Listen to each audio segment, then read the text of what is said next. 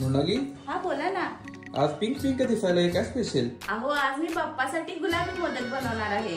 गुलाबी मोदक म्हणजे नेमकं काय बनवणार आहेस? अहो आज मी आपल्या लाडक्या बाप्पासाठी रोज मोदक बनवणार आहे.